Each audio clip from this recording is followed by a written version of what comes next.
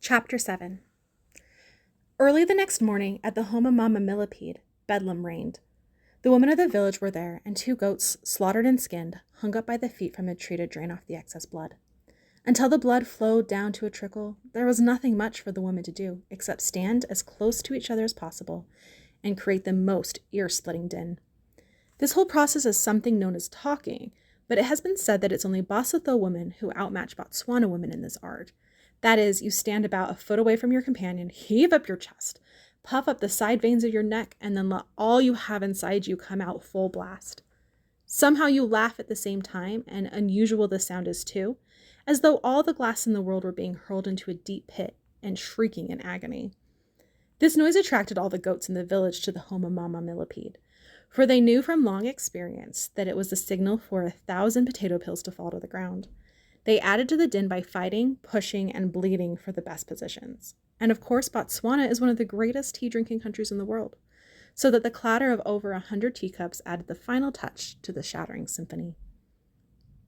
Everyone had brought along a little something to put into the pot. Mostly it was potatoes, and these little gifts were tied up in gay blue, red, and yellow checkered cloths and hung from the waists of the women, and these checkered splashes of color swayed about as they talked. At a sign from Paulina, an abrupt and deathly silence fell on the gathering. A few women moved forward and sliced out the hard fat that had surrounded the intestines of the animal, and which, when heated, melted down into oil. This fat was divided into equal portions and placed into 2 large iron pots which stood near the fire. On top of this fat they poured small packets of curry powder. Another group of women advanced on the slaughtered goats and, within a short space of time, sliced away all the meat, leaving behind the bony skeleton. The meat, fat, and curry powder then boiled away in big pots. Everyone moved over to the small wooden tables, on the top of each which was placed a basin containing water. And then, with strained, absorbed faces, the women peeled the potatoes, tossing them one by one into the basins. Even the goats quieted down, absorbing and munching the peels with their small, dainty mouths. A shrill, high-pitched voice, the owner of which was carefully submerged in the group, broke the silence. "I am wondering about the foreigner who's recently come to the farm," it said. Since everyone had been wondering too, everyone kept quiet. "Who knows if he's married?" the shrill voice persisted. "Why don't you direct your questions to Paulina Sebeso?" a voice at the farthest end of the crowd shouted, and then, with a hint of sarcasm, added, "After all, she's the big brains around here." Everyone turned and stared at Paulina. She had caught the slight edge of sarcasm and was angry, yet she remained calm. "I know nothing," she said in a deliberately flat voice. "But you have eyes, Paulina Sebeso," the sarcastic one continued. "You must have noticed that the foreigner is very handsome." Paulina turned and stared at her tormentor. The owner of the sarcastic voice was Grace Sabina, a rough, wild, promiscuous woman. They had been at loggerheads for some time. "If your eyes chase all the men, Grace Sabina," she said crisply, "please don't put them on me." All the women stared at each other in shock. It wasn't polite to call a prostitute in black and white terms. "You don't have to be so rude, Paulina Sebeso," one of the older women said reprovingly. "Grace Sabina is portraying our own thoughts. We all think the foreigner is handsome. We only want to know if you think the same." Paulina stood there and bit on her tongue, too late, while they all stared at her innocently. It was bait talk. It had been planned. They all had permanent lovers or husbands, while Paulina Sebeso had none, and even a tradition was forming about her. A few men had said she was too bossy. Then they had all said it, overlooking the fact that they were wilting, effeminate shadows of men who really feared women. Things went along smoothly as long as all the women pretended to be inferior to this spineless species. The women had been lying to themselves for so long in their sexual frustration that they would not admit the real reason why Paulina dominated them all was because she was the kind of woman who could not lie to men. They followed the leadership of Paulina because she was so daring and different.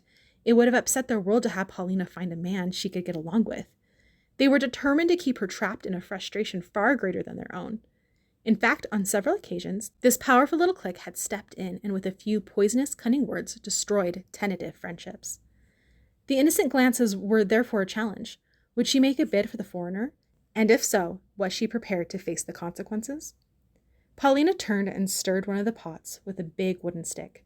It wasn't the women and their intrigues she feared, but the untrustworthiness of men with no strength or moral values.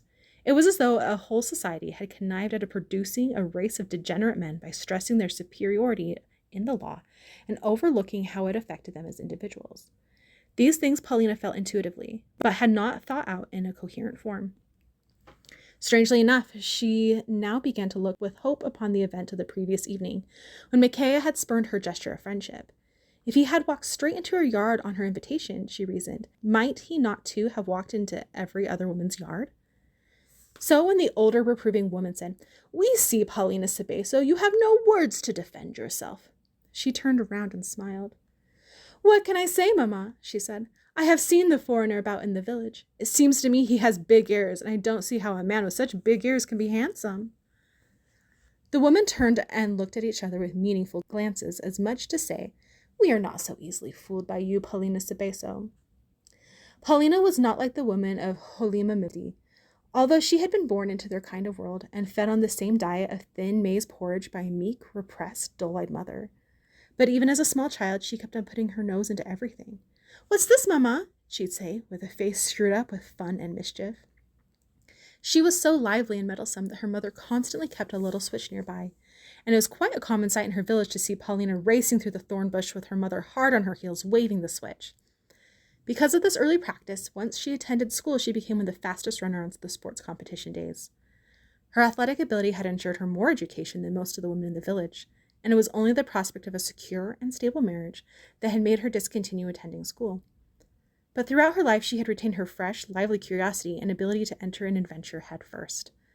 It was all this that really distinguished her from the rest of the women, and even though her circumstances and upbringing were no different from theirs. She had traveled a longer way, too, on the road of life, as unexpected suffering has always made human beings do. And yet her thoughts were as uncertain and intangible as the blue smoke of the fires, which unfurled into the still winter air and disappeared like vapor.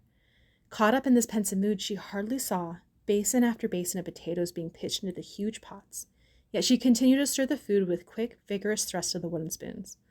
And she hardly heard the women chattering about the marriage ceremony, which was taking place at that moment in the untidy office of George Appleby Smith. George, unlike the women, felt it to be an ordinary and natural outcome of events, because everything the unusual Gilbert did seemed to be harmonious and acceptable like the sunrise and sunsets. George had only added a little drama and humor of his own. His office had not been swept for some days, and he had kept the wedding party waiting while with a straight, expressionless face, he swept the room out. "I say, Paulina Cebeso," one of the women said, "you're letting the chickens burn." Paulina started and poured a little water into a smaller pot in which 2 chickens were roasting in their own fat, and for a time the chatter of the woman imposed itself on the tangled wisps of her thoughts. "But I must say the daughter of Dinorego is a lucky devil," someone said enviously. "From now on she will live in comfort, as white men know how to make the money, not like our men, who don't like work." "Do you suppose she had this comfort foremost in mind?" someone else asked. "You can't tell with Maria," the other replied. "She's too clever." Since Paulina also shared this envy of Maria's strange, unfathomable personality and was guilty about it, she turned on the speakers wrathfully. "I don't like people to discuss a person who's not present." "Goodness, Paulina Cebeso," one of the speakers said with an injured air. "You're in a cross mood today. Are you perhaps pregnant?" But Paulina's reply was drowned in shrieks of laughter, and even Paulina stood there laughing in confusion at herself. Many strange moods possessed her this day, and though through some premonition, she was being warned that her whole way of life was about to change. The change itself was to be a devious, subtle one, the threads of which were woven by 3 people who were to walk into the yard a few hours later: Gilbert, Mamma Millipede, and Micaiah. Of the 3, it was only Micaiah who was vitally necessary to her existence. Mamma Millipede's spur-of-the-moment wedding party for everyone drew together the first few strands, which in turn were to draw in hundreds of other strands, affecting the whole future pattern of life in Holima Midi. It was all the air that day, and was in part responsible for Paulina's changeable moods, her pensiveness and unfamiliar certainty. She was relieved, therefore, when at noon she stepped back from the cooking pots and seated herself on the stool in the shadow of a hut. A group of women who had been idle stepped up to the pots, getting ready to supervise the dishing up of food when the wedding party returned. Shortly after this, the 5 farm workers and Pelotona, the permit man, walked into the yard, followed a little later by Mama Millipede, Dinarego, and Maria. Maria looked much put out by being the center of attention for the day, because she was essentially a quiet and humble personality. It made all her pretty, serious face more serious than usual, and she was at pains to conceal herself behind the ample figure of Mama Millipede. Not even her new frock of pale blue cotton, sprigged with small, pale pink roses, could boost Maria's morale. The women of the village also put on constrained masks as they walked around serving the food in silence. They only let themselves go when they were grouped together with no men present. After a slight delay, Gilbert and Micaiah also walked into the yard, absorbed in a conversation. At least Gilbert was doing the talking and Micaiah the listening. Since she had only waited for the appearance of Micaiah, Paulina looked up and stared at him in a still, intent, almost dispassionate way. She noted how he never once looked at the face of the speaker, but kept wrapped up in himself and walked as though he was a single, separate, and aloof entity. And yet, at the same time, he concentrated so intensely on what was being said to him that he seemed to have established an invisible bond between himself and the speaker. Then Gilbert seemed to say something that indicated the end of the conversation, and picking up a hand-carved stool, walked over and sat down on the right side of Mama Millipede, who had Maria sitting on her left. Micaiah, in turn, looked around the gathering with a slight expression of surprise on his face, as if his absorption in Gilbert's conversation had made him unaware of his surroundings. Paulina's heart turned over at this, and she bent her head and smiled to herself. The old man, Dinarego, touched Micaiah on the arm and indicated a vacant seat next to him. Micaiah sat down. "You know, son," Dinarego said confidingly, "I thought the day I met you, well, here's a most suitable man to marry my daughter. Today I cannot recover from my surprise, although I am very pleased that she is married to Gilbert. It means he will make his home here, and we shall progress." Micaiah merely laughed in reply, especially at the latter part of the old man's speech. Moralizing seemed to be Dinarego's specialty. "What about you, son?" the old man continued. "Might you not like to marry here too?" Micaiah turned his head and looked at the old man directly, half amused, half serious. "Most men want to achieve great victories," he said, "but I am only looking for a woman." The old man nodded his head profoundly, but at the same time he sensed snags in that simple statement. Micaiah appeared to him too complicated a man to have such a straightforward desires. "Might she be very educated, or might she not be educated, son?" he asked. "I know what I want, Papa," Micaiah said quietly, "because I've had so much of what I did not want."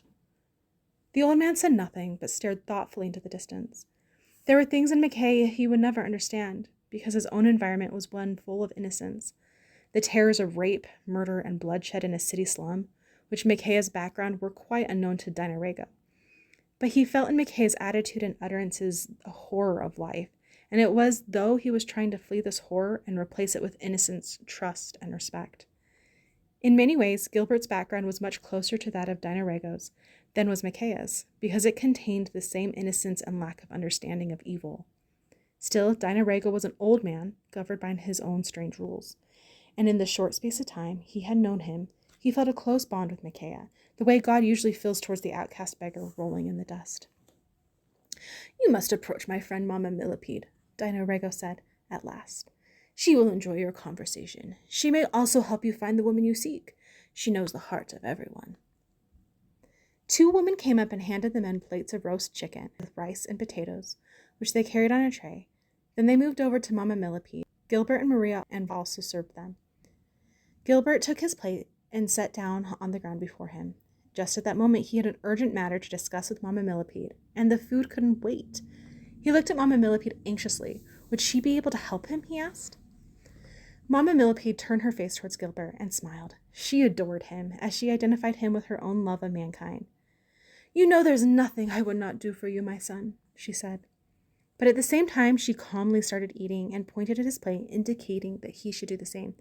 "If you don't eat," she explained, "the ants will soon invade your plate." Thus, Gilbert was forced to delay his urgent proposal. Mama Millipede, in the meantime, noticed the predicament of her friend, Paulina Cebeso, who seemed to have her big, dark eyes glued on the face of Micaiah, and so intent was she on staring that she seemed to have forgotten herself completely. Mama Millipede felt acute distress. "My friend is going to make a fool of herself over the man," she thought.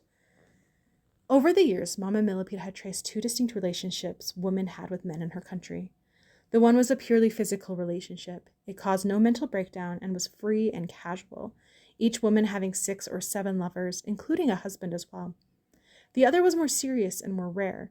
It could lead to mental breakdown and suicide on the part of the woman, because on the one hand, it assumed that the man was worthy of adoration, while in reality he was full of shocks and disappointments, and on the other, this adoration assumed the proportions of a daily diet of a most dangerous nature.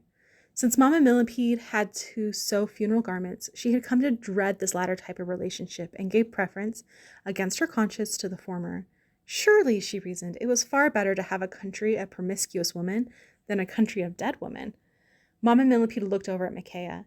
No matter how hard she tried, she could not form a judgment of his character because her inhibition about foreign men. She sighed deeply. She put her plate down, momentarily debating ways in which she could question Gilbert about Micaiah's character. These questions would have to be very subtle and not reveal her real interest, which was to protect and advise her friend Polina Sabeso. At the same time, Gilbert also put down his plate and turned towards Mama Millipede. The problem was this, Gilbert explained. He wanted the women of the village first and foremost to start producing cash crops, which would be marketed cooperatively through the farm. The idea was to get capital in hand, which would open up the way for purchasing fertilizers, seed, and the equipment necessary to increase food production in Holemimidi. Once people had enough to eat, other problems like better housing, water supplies, and good education for children could be tackled. Now, said Gilbert, one of the easiest and most profitable cash crops to grow was Turkish tobacco. If each woman cultivated a small plot of Turkish tobacco, harvested and cured it herself, and if it were all marketed cooperatively, the profits could then be spread out to good purpose. Could Mama Millipede persuade the women to attend lessons at the farm on how to cultivate Turkish tobacco and how to build a curing and drying shed? Mama Millipede nodded her head vigorously. Like Gilbert, she had vision, and she clearly saw the wondrous benefits that would accrue to the interest of the people of Holemimimdi. Are you going to give the women instruction, my son? She asked. No, not to me, but Micaiah, he said. I've specially asked him to accept responsibility for this side of the work. The farm itself takes up all my time, Mama Millipede, but I'm anxious that it should not progress beyond the living conditions of the people of Golemimimdi. Both have to grow together.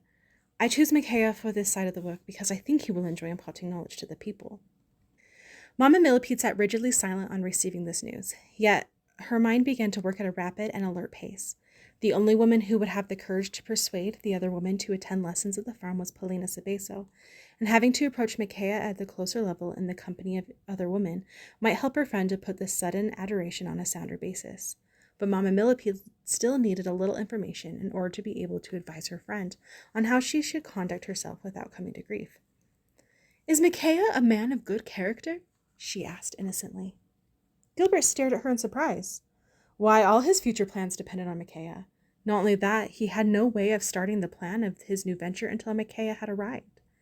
He had no way of explaining to Mama Millipede the real subtleties of his relationship with Micaiah, and he was someone he had leaned on heavily for courage to push ahead with his ideas.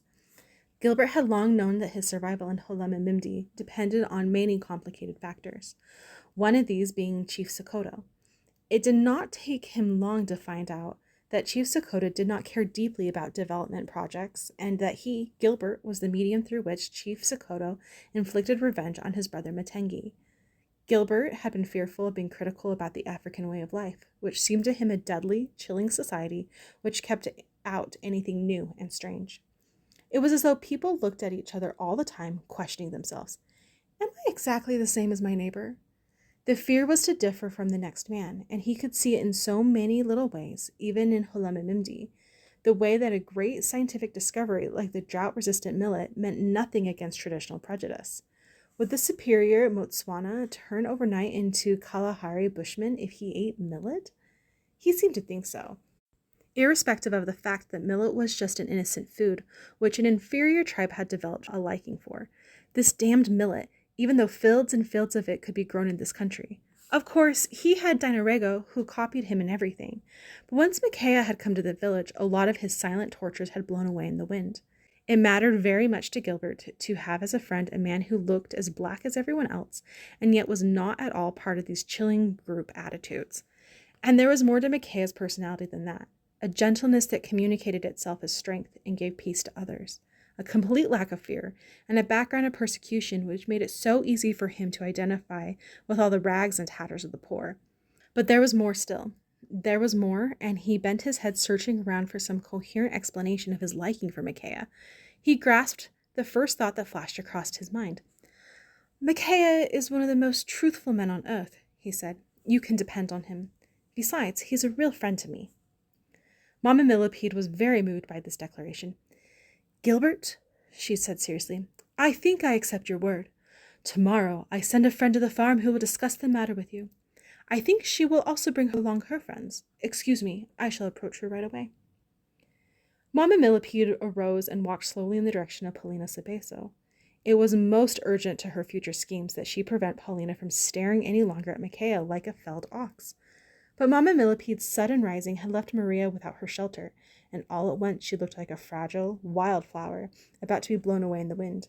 Gilbert turned his head and looked at her, feeling strangely uncertain that he was really married to this changeable, unpredictable woman. There were two women in her. One was soft and meditative, and the other was full of ruthless common sense. And these two uncongenial personalities clashed and contradicted each other all the time. He wasn't ever sure if Maria was in need of his constant protection, or whether everyone was really superfluous to this still, midnight world of quiet self-absorption in which she lived. She was in one of her self-absorbed moods right now. He moved over to Mamma Millipede's vacant seat, took one of her hands in his, and bent his head teasingly near her face. What are you thinking about, pal? He asked.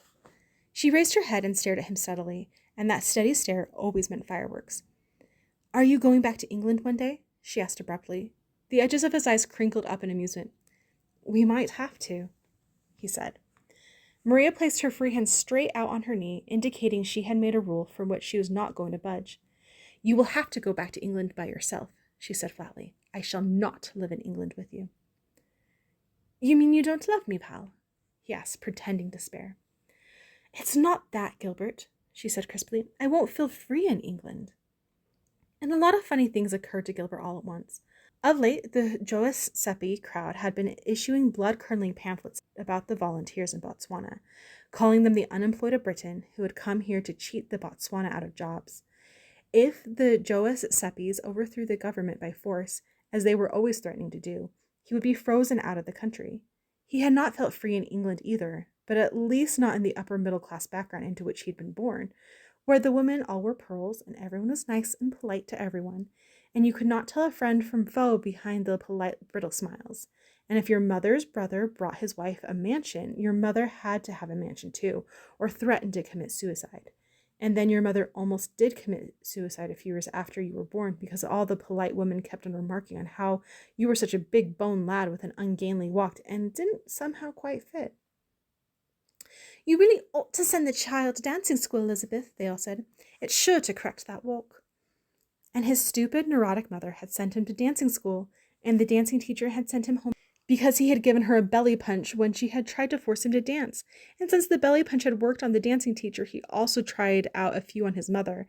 And the way it is with neurotic women, she soon invented a number of excuses as to why it was he lived almost the year round in the tent among the trees. The birds had trailed tiny footpaths through the dense white, dew-wet grass in the summer mornings, and the leaden winter skies had looked like great swaths of eternity, which were there to stay forever and ever.